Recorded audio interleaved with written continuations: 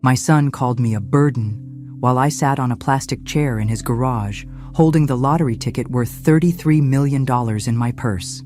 He slammed his hand on the workbench and told me to stop being so needy. That's when I decided to disappear completely and let them all think I'd lost everything. If you're watching this, subscribe and let me know where you're watching from. But let me back up and tell you how I got to that moment, sitting in that cold garage like some unwanted piece of furniture. It was a Tuesday morning in October when I bought that ticket at Murphy's Corner store, same as I'd done every week for the past 15 years. Helen Murphy smiled and handed me my usual one Powerball ticket with my late husband's birthday numbers.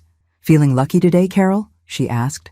I laughed and said what I always said, "If I win, you'll be the first to know." 3 days later, I was alone in my kitchen when the numbers were announced.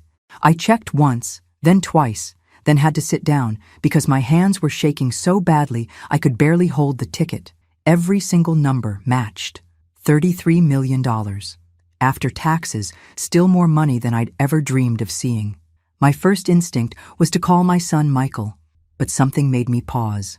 Maybe it was the way he'd been treating me lately, always impatient, always acting like I was some kind of inconvenience. Or maybe it was how my daughter Jennifer had been pushing me to sell the house and move to one of those active senior communities where I'd be around people my own age, as if 67 was ancient. I folded the ticket carefully and put it in my purse. Then I made a decision that would change everything. I wasn't going to tell anyone. Not yet. First, I wanted to see how my family really felt about me when they thought I had nothing left to give. The opportunity came sooner than I expected. That same week, my property tax bill arrived, higher than usual due to the new assessment. I'd been planning to pay it with my usual budget adjustments, but now I had a better idea. I called Michael and asked if I could borrow $2,000. $2,000! His voice immediately turned cold. "Mom, what did you spend your money on this time?" "The property taxes came in higher than expected. I just need help covering the difference until next month." There was a long pause. "Mom, you can't keep living beyond your means. Maybe it's time to seriously consider downsizing." I pressed on, making my voice smaller, more desperate. "I hate to ask, but I don't know what else to do. Could you help me just this once? Let me talk to Sarah about it. We'll get back to you." He didn't get back to me. After 3 days of silence, I called Jennifer.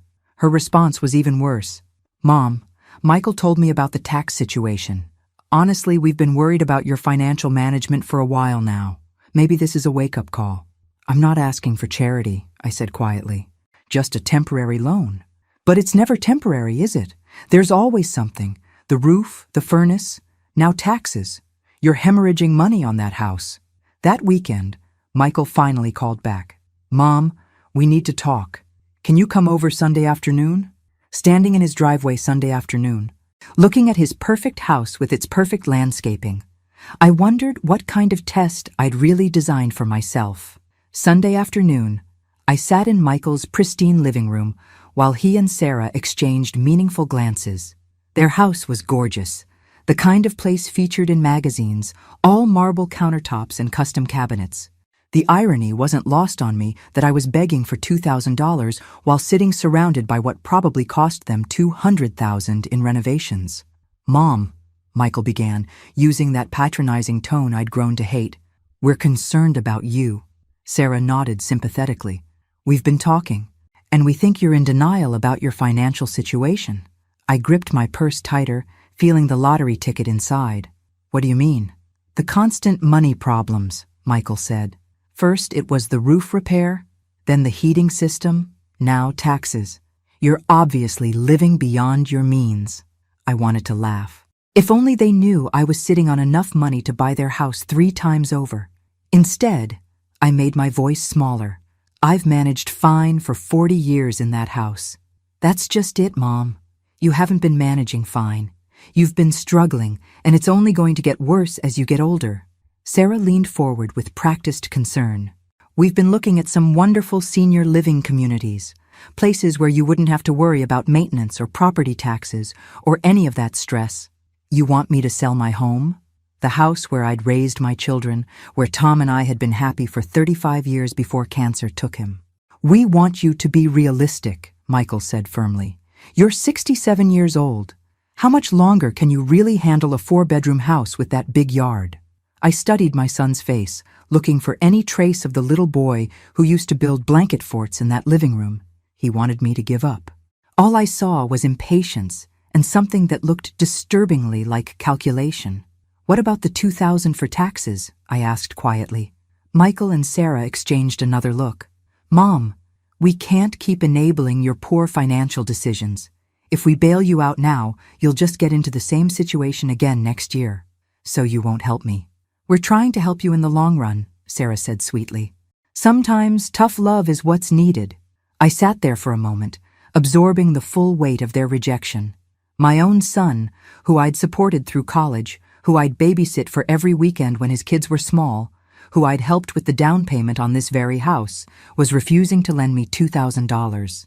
I understand, I said, finally standing up. I should go. Mom, don't be like this, Michael said, but he made no move to stop me as I walked to the door. Driving home, I made another decision. I was going to take this test further. I wanted to see exactly how far my family's concern for my well-being would extend when they thought I was truly desperate. The next morning, I called Jennifer and told her that Michael couldn't help with the taxes. Her response was swift and brutal. Well, maybe this is exactly the wake-up call you need, Mom. You can't expect us to keep rescuing you from your own poor choices. That afternoon, I drove to Murphy's Corner store and quietly arranged to claim the winning ticket through a trust, keeping my name out of the public records for now. The money would be available whenever I needed it, but first, I had more testing to do. The next 3 weeks were like watching a nature documentary about vultures circling wounded prey. Word spread quickly through the family that I was having financial difficulties, and suddenly everyone had an opinion about what I should do with my life. My sister-in-law, Patricia, called with a suggestion about a charming studio apartment in her building. It's perfect for someone in your situation, Carol. Very affordable, and you wouldn't have all that house maintenance to worry about. My nephew David stopped by unexpectedly, offering to help me organize my affairs. He spent an uncomfortable hour asking probing questions about my savings account and whether I'd considered getting a reverse mortgage. But it was the family dinner at Jennifer's house that really opened my eyes to how they saw me.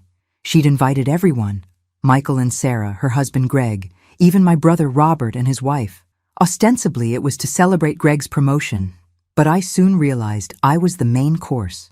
So, Mom, Jennifer said as she served dessert, have you given any more thought to what we discussed about downsizing? All conversation stopped. Everyone at the table turned to look at me with expressions ranging from pity to barely concealed annoyance. I'm still considering my options, I said carefully. What options? Sarah asked with a little laugh. You can't afford the taxes on that house. Maybe it's time to face reality, Robert chimed in. You're not getting any younger, and that house is just going to become more of a burden. There was that word again. Burden. Like I was some kind of dead weight dragging everyone down. The market is still good, Greg added helpfully. You could probably get a decent price if you list soon, before winter sets in and things slow down. I looked around the table at these people. My children, my brother, people I'd loved and supported and sacrificed for, and realized they were all relieved. Relieved that my financial crisis was giving them permission to say what they'd apparently been thinking all along, that I was too much trouble, too expensive, too inconvenient to keep around. You know, I said slowly, you're all probably right. Maybe I should sell. The relief in the room was palpable. Jennifer actually smiled. I think that's very wise, Mom, Michael said, and we'll help you find something suitable, something more appropriate. Appropriate. As if the home where I'd been happy for 40 years was somehow unseemly for a woman my age. After dinner, I overheard Sarah talking to Jennifer in the kitchen. Thank God she's finally being reasonable. I was so tired of the constant financial drama. I know, Jennifer replied. And honestly, that house is way too much for her anyway. She'll be much better off somewhere smaller. I slipped out without saying goodbye. That night, I sat in my kitchen, the kitchen where I'd made countless meals for these ungrateful people, and planned my next move. If they wanted to see me as a burden, I'd show them what a real burden looked like. But I was also starting to realize something else. This test was revealing more than just their greed. It was showing me how little they thought of my intelligence, my competence, my right to make my own decisions. I started small. First, I accidentally bounced a check at the grocery store and had to call Michael for help. He sighed heavily and asked why I couldn't just be more careful with my account balance. Then I showed up at Jennifer's house, claiming my car wouldn't start and I needed a ride to the doctor. "Mom, this is exactly what we've been talking about," she said, as she grudgingly drove me across town. "You're becoming too dependent. What happens when we're not available to drop everything and help you?" The beautiful irony was that I'd never been less dependent in my life. I had $33 million earning interest in a secure account. But here I was, pretending to need my children for basic survival. But the real test came when I called Michael claiming to have fallen in my kitchen and hurt my back. Not seriously injured, I assured him, but enough that I was scared to be alone. And could I please stay with them for a few days? The silence on the phone was deafening. "Mom, this really isn't a good time," he finally said. "Sarah's mother is visiting next week, and we just don't have the space." "I could sleep on the couch," I said, making my voice small and pathetic. "That's not appropriate for someone your age with a back injury. Look, why don't I call Dr. Peterson and see if he can prescribe something for the pain?" He wanted to medicate me rather than let me stay in his guest room. His guest room that had hosted Sarah's college friends, their neighbors from out of town, even their dog groomer when she was between apartments. "Never mind," I said quietly. "I'll manage." "Mom, don't be dramatic. You'll be fine. You're tougher than you think." Tough. Right. I was tough enough to raise 2 children as a working single mother after their father walked out. Tough enough to work double shifts as a nurse to pay for their college educations. Tough enough to care for my dying husband while still maintaining a household. But God forbid I need a place to sleep when I'm hurt. That evening, my doorbell rang. I opened it to find Mrs. Henderson from next door holding a casserole dish. "Carol, honey, I saw your car in the driveway all day and got worried. Are you feeling all right?" Without thinking, I found myself telling her about my supposed fall and back pain. Her face immediately filled with genuine concern. "Oh my goodness, you shouldn't be alone. Come stay with Harold and me until you're feeling better. We have that daybed in the sunroom that's perfectly comfortable." I stared at this woman, someone I barely knew beyond friendly waves and holiday cookies, who was offering me exactly what my own children had refused. "That's very kind, but I couldn't impose." "Nonsense. Harold will come help you pack a bag right now. Family takes care of family, and you've been like family to us since Tom passed." As Harold Henderson helped me carry an overnight bag to their house, I realized something profound. These virtual strangers showed me more care and concern in one evening than my own children had in months. But I was about to discover that the Hendersons' kindness was nothing compared to what was coming next. It was Mrs. Henderson who answered the phone when Jennifer finally called the next evening, wondering why I wasn't picking up at home. I listened from the sunroom as she explained that I was staying with them because of my injury. "Staying with you?" Jennifer's voice was loud enough that I could hear it across the room. "Why would she do that?" "Because the poor dear was hurt and alone," Mrs. Henderson said, with the kind of steel in her voice that came from raising 6 children. "Her family wasn't available to help." There was a pause. Then, "Well, we appreciate you looking after her, but she really should have called us first." "She did call," Mrs. Henderson replied coolly. "Apparently, it wasn't convenient." After she hung up, Mrs. Henderson came into the sunroom shaking her head. "That daughter of yours sounded more annoyed than concerned. Are you sure she understood that you were hurt?" "Oh, she understood," I said bitterly. "Well, you just stay here as long as you need to. Harold and I enjoy the company." And they did. For 3 days they fussed over me like I was their own daughter. Mrs. Henderson made my favorite soup without me even asking. Harold fixed the wobbly leg on my kitchen table that I'd mentioned in passing. They included me in their evening crossword puzzle ritual and listened with genuine interest when I talked about Tom or my nursing career. On the 3rd day, as I was helping Mrs. Henderson with the dishes despite her protests about my injured back, I found myself fighting tears. "What's wrong, dear?" she asked immediately. "Nothing's wrong. That's just it. I can't remember the last time anyone took care of me like this. Made me feel like I mattered." Mrs. Henderson set down her dish towel and turned to face me fully. "Carol, I don't know what's going on with your children, but I want you to know something. You matter. You matter to Harold and me, and you should matter to them." That evening, Jennifer finally showed up. She stood in the Hendersons' living room looking around with barely concealed disapproval, as if the comfortable, lived-in furniture was somehow offensive. "Mom, this has gone on long enough. You need to come home." "Actually, I've been very comfortable here," I said, from my spot on the couch where Harold and I had been watching the evening news. "It's inappropriate for you to impose on the neighbors like this." Mrs. Henderson stood up from her chair, all 5 feet of her radiating maternal fury. "Now you listen here, young lady.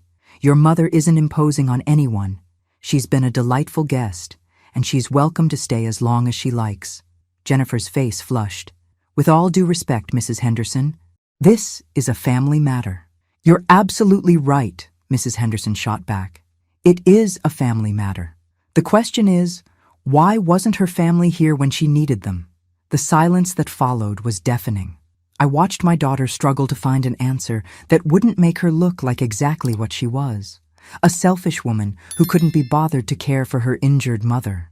"We had obligations," Jennifer finally said weakly. "So did we," Harold said quietly from his chair. "But some things are more important than obligations."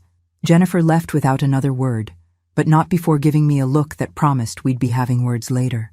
The next morning, I woke up to the sound of voices in the kitchen. Mrs. Henderson was talking to someone, and I heard a man's voice responding.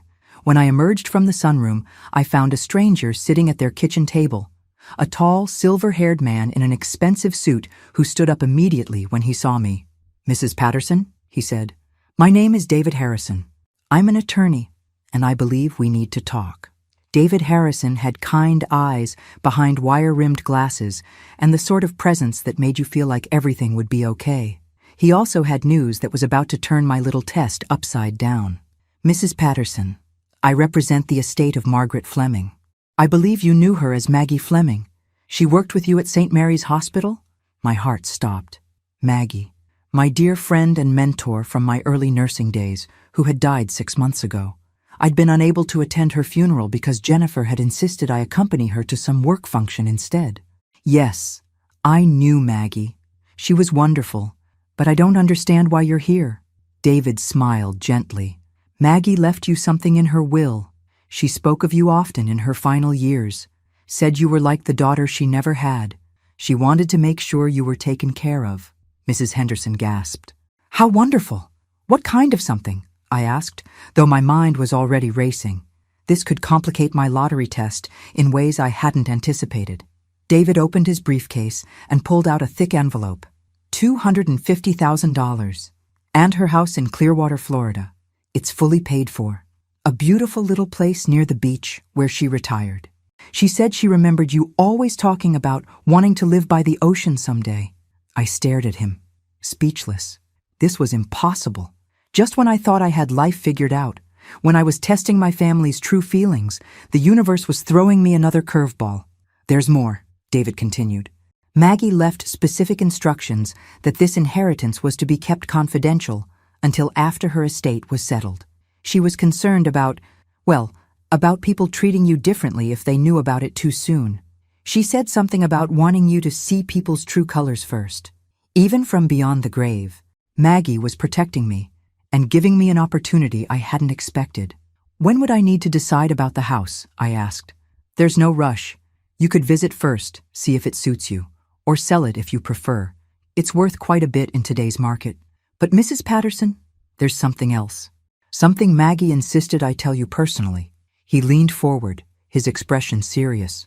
"She said if anyone in your family tried to pressure you about this inheritance, tried to make decisions for you or treat you like you couldn't handle your own affairs, I was to remind you that you have options, that you don't owe anyone access to information about your finances, and you certainly don't owe anyone control over your life choices." Mrs. Henderson reached over and squeezed my hand. That Maggie was a smart woman. My phone buzzed with a text from Michael. "Mom, we need to talk about your living situation. Can you meet us for lunch tomorrow? Time to make some decisions."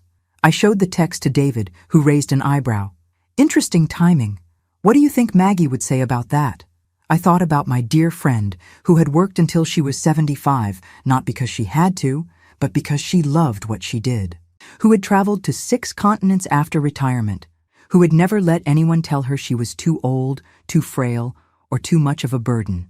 She'd say it's time to stop letting other people make decisions about my life, I said quietly. And what do you say? I looked around Mrs. Henderson's warm kitchen, thought about the lottery ticket that had started this whole charade, considered Maggie's final gift, and felt something shift inside me. My test was about to become something much bigger. I say it's time for my family to learn some truths, but maybe not all of them, not yet. David smiled. Now that sounds like something Maggie would approve of. Should I arrange for the paperwork to transfer the house deed? As I nodded, I was already planning exactly how tomorrow's lunch was going to go. My children thought they were meeting with a desperate, dependent old woman who needed their guidance. Instead, they were about to meet someone with options they couldn't imagine. But I was going to save my biggest surprise for when I really needed it. I arrived at the restaurant 15 minutes early and chose a table by the window where everyone could see us.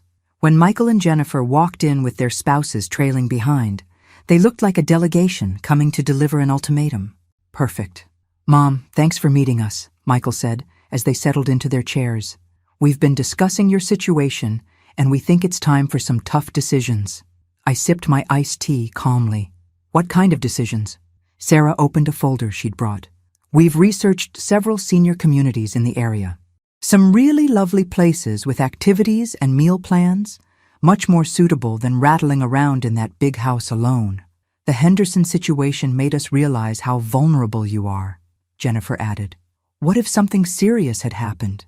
What if they hadn't been home? I nodded thoughtfully. You're absolutely right. I could have been in real trouble.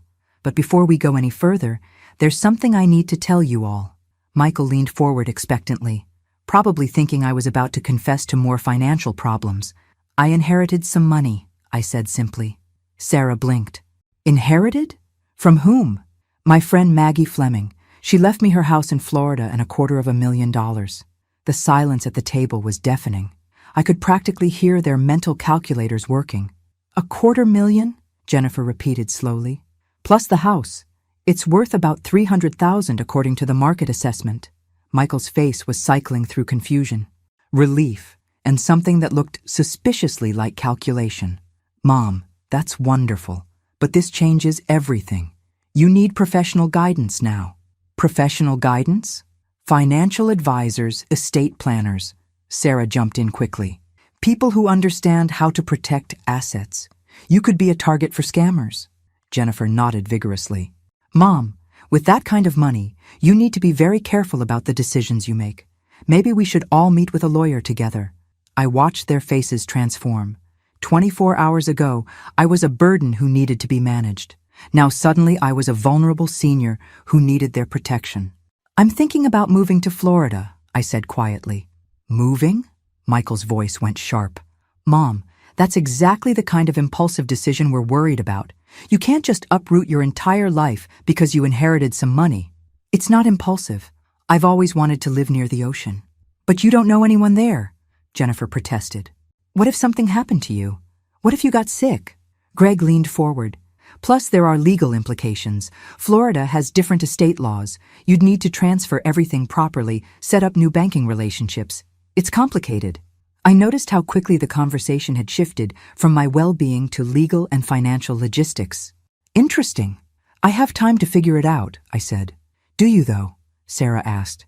These inheritance situations have deadlines, tax implications.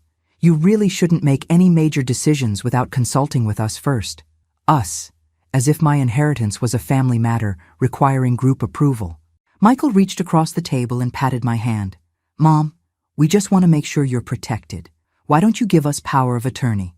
Just temporarily until we can get all the professional advice lined up. There it was. The first real move. Power of attorney? I kept my voice neutral. Just to help with the paperwork, Jennifer said quickly. You know how complicated these financial things can be. We could handle all the boring legal stuff so you don't have to worry about it. I looked around the table at their carefully concerned faces. Such devoted children, wanting to protect me from the burden of managing my own inheritance. That's very thoughtful, I said, standing up.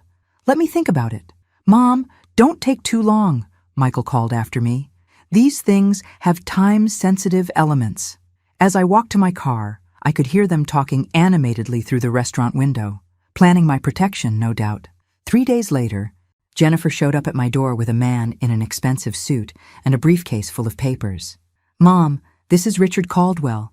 He's an elder law attorney who specializes in estate protection. I thought you should meet him." I invited them in, curious to see how far this would go. "Mrs. Patterson," Richard said with practiced warmth, "your daughter is wise to seek professional guidance. Sudden wealth can be overwhelming, especially for seniors. I'm managing fine so far." "Of course you are. But there are pitfalls you might not be aware of. Scammers, investment schemes, even well-meaning friends who might take advantage." He opened his briefcase. "I've drawn up some basic protection documents. Nothing major, just safeguards." Jennifer sat beside me on the couch. "Mom, Richard explained how people target recent inheritors, especially older women living alone." "What kind of safeguards?" I asked. Richard spread papers across my coffee table. "A revocable trust to protect the assets, updated power of attorney documents, medical directives, standard protection for someone in your situation." My situation. There was that phrase again. "And who would manage this trust?" "Well, typically family members serve as trustees. Your daughter and son could handle the day-to-day management while you retain full benefits and control." I picked up one of the documents, scanning the legal language. Buried in the third paragraph was language that would essentially give Michael and Jennifer control over all major financial decisions. "This is very thorough," I said, "but there's something else I should probably mention." Jennifer and Richard both leaned forward. "The inheritance isn't my only recent windfall." I reached into my purse and pulled out the lottery ticket, setting it carefully on the coffee table next to Richard's papers. "I also won the lottery, $33 million. The silence was deafening. Richard's pen stopped moving. Jennifer's face went completely white. "$33 million?" Jennifer whispered. "After taxes, about $21 million. Give or take." Richard recovered first, his lawyer instincts kicking in. "Mrs. Patterson, this significantly changes the protection needs.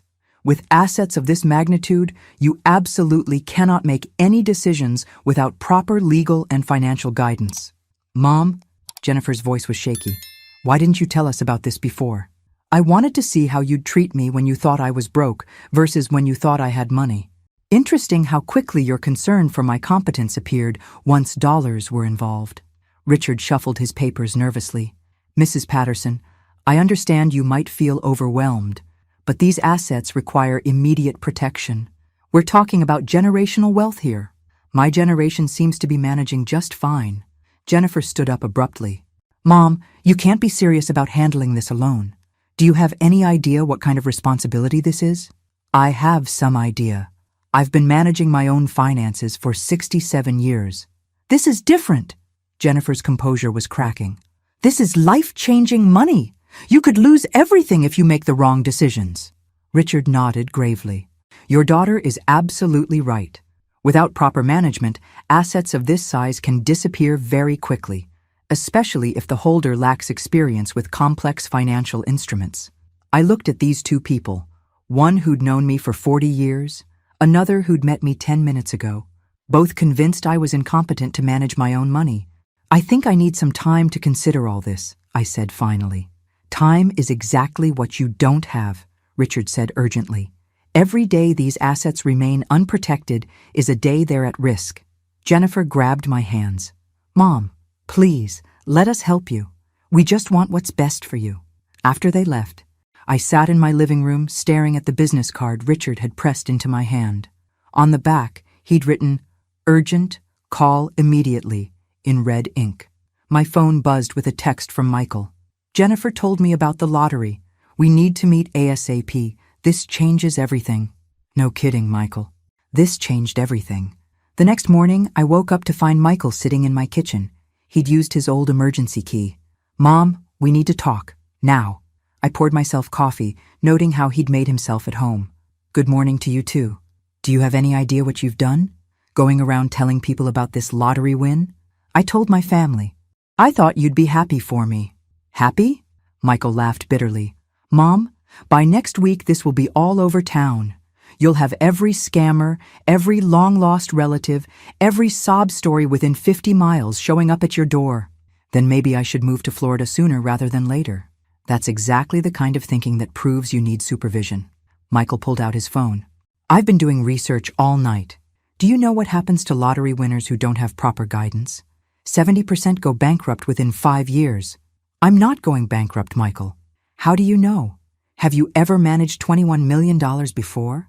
Do you understand tax shelters? Investment portfolios? Estate planning? I understand that it's my money. It's family money, Mom. This affects all of us. Emma's college fund, Tommy's future, Jennifer's kids. You can't just run off to Florida and pretend this only affects you. I set down my coffee cup carefully. Are you saying my money belongs to the family? I'm saying you have responsibilities. To us, to your grandchildren. Money like this comes with obligations. What kind of obligations? Michael pulled out a folder I hadn't noticed before. I've scheduled meetings with 3 financial advisory firms this week. Top-tier places that handle high-net-worth clients. And I've made an appointment with Dr. Morrison for a cognitive assessment. A what? A cognitive assessment. To establish baseline mental capacity, it's standard procedure for anyone managing significant assets. Protects everyone involved. I stared at my son. You want me to take a mental competency test? I want to protect you from making decisions you might regret later. Mom, you're talking about moving across the country, abandoning your support system, making major life changes.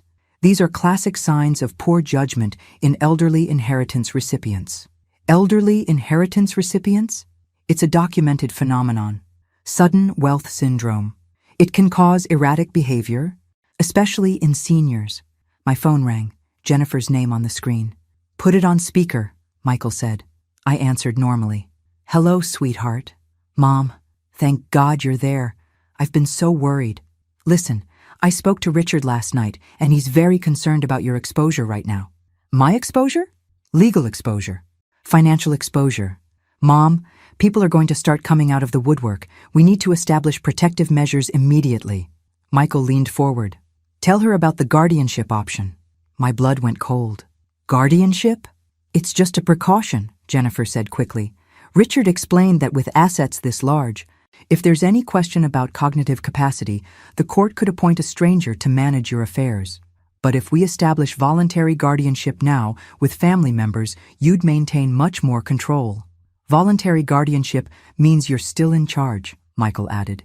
We just handle the day-to-day financial management. You'd have full access to funds for your needs. What if I don't want voluntary guardianship? Silence on the phone. Michael's jaw tightened. Mom, Jennifer's voice became very gentle. We're just trying to protect you. If you refuse reasonable protection measures, it might raise questions about your judgment. What kind of questions? The kind that lead to involuntary court proceedings, Michael said bluntly. Mom, we're offering you the easy way, the family way. But if you insist on being unreasonable... He didn't finish the sentence. He didn't need to. That afternoon, my doorbell rang. I opened it to find Emma, my 16-year-old granddaughter, standing on my porch with tears in her eyes. Grandma, is it true? Are you really moving to Florida? Behind her, I could see Jennifer sitting in her car, watching. I'm considering it, sweetheart. Why? Mom says if you move, we might not see you anymore. She says Florida is really far, and you might forget about us. I knelt down to Emma's level. Honey, I could never forget about you. Florida isn't on Mars. There are planes, video calls. But Mom says it's not the same.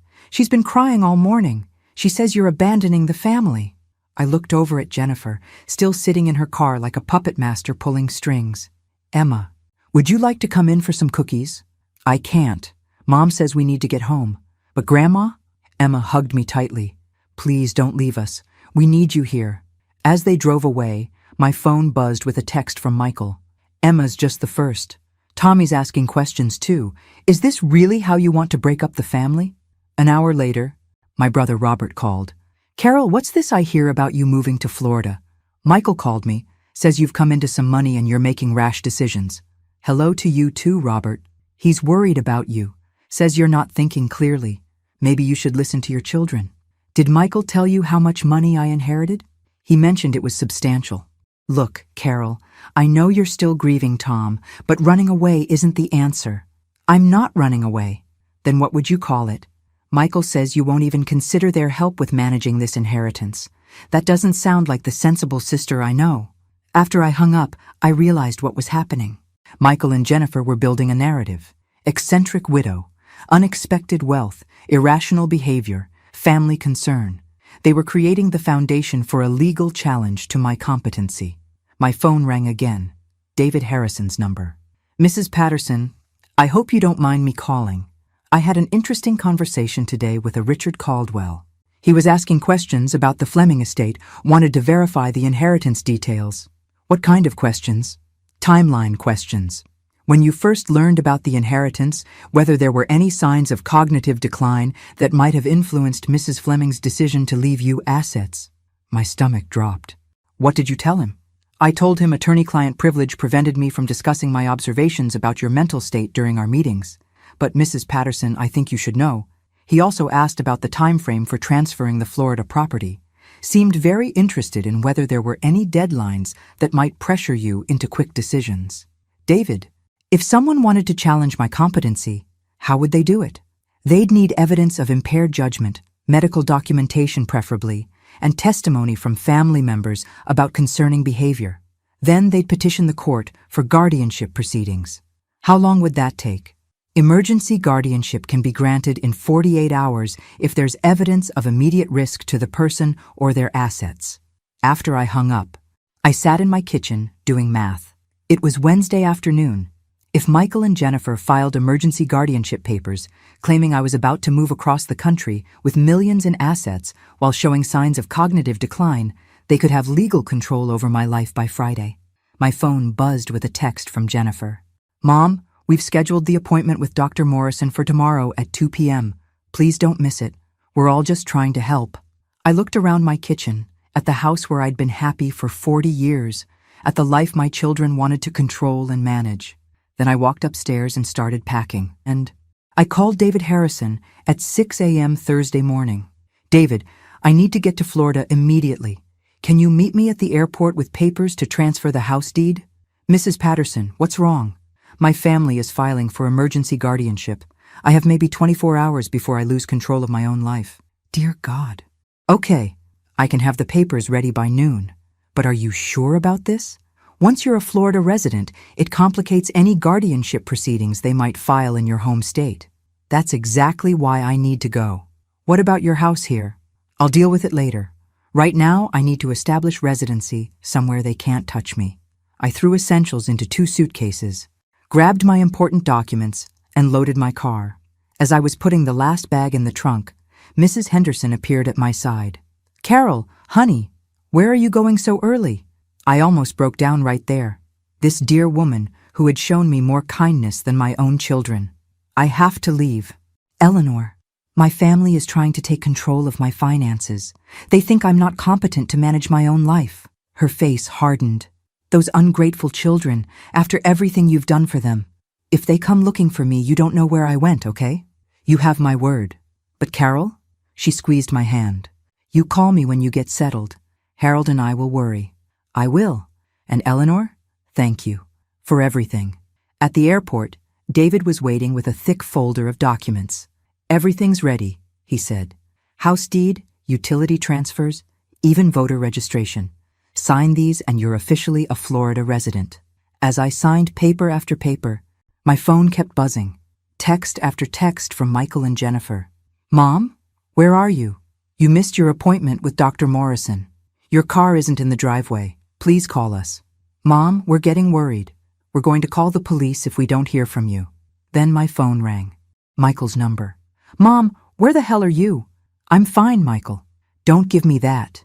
You missed your appointment, your car is gone, Mrs. Henderson claims she doesn't know where you are. I'm in Florida. Silence. Then, Florida. Mom, you can't just run away like this. I'm not running away. I'm moving to my new house. This is exactly the kind of erratic behavior we were worried about. You can't make major life decisions on impulse. It's not an impulse. I've been planning this. We're filing the guardianship petition this afternoon. Jennifer's voice came through. She was on speaker. Mom, you're clearly not thinking rationally. File whatever you want. I'm a Florida resident now. Good luck with your jurisdiction. You can't hide from family, Mom, Michael said angrily. We'll fight this. You do that. But you'll be fighting it without access to my money. And you'll be fighting it while I'm living in my beach house, making my own decisions. Mom, please, Jennifer's voice cracked. We love you. We're just trying to help. If you loved me, you would have helped when I asked for $2,000. If you loved me, you would have let me stay in your guest room when I was hurt. But you didn't love me then. You just love my money now. I hung up and turned off my phone. 6 hours later, I was sitting on the back porch of Maggie's house, my house, watching the Gulf of Mexico turn gold in the sunset. My phone, still turned off, sat on the table beside a glass of wine and the lottery ticket that had started this whole adventure. I'd tested my family and learned exactly who they were. I'd discovered that strangers could show more kindness than blood relatives. I'd found out that I was stronger and braver than I'd ever imagined. But most importantly, I'd learned that sometimes the most valuable thing money can buy isn't a house or a car or even security. Sometimes it's freedom. The freedom to walk away from people who see you as a problem, to be managed, instead of a person to be respected. My new neighbor knocked on the fence gate. Mrs. Patterson, I'm Dale from next door. Welcome to the neighborhood. My wife made you a casserole for your first night. I smiled and waved him over. Please call me Carol. And thank you. That's very kind. As we chatted about the neighborhood, the best grocery stores, and the walking paths along the beach, I felt something I hadn't experienced in months. Peace. Not the exhausted peace that comes after a fight, but the deep, settled peace of being exactly where you belong. Now, I'm curious about you who listened to my story. What would you do if you were in my place? Have you ever been through something similar? Comment below. And meanwhile, I'm leaving on the final screen 2 other stories that are channel favorites, and they will definitely surprise you. Thank you for watching until here. Thanks for listening. Don't forget to subscribe and feel free to share your story in the comments. Your voice matters.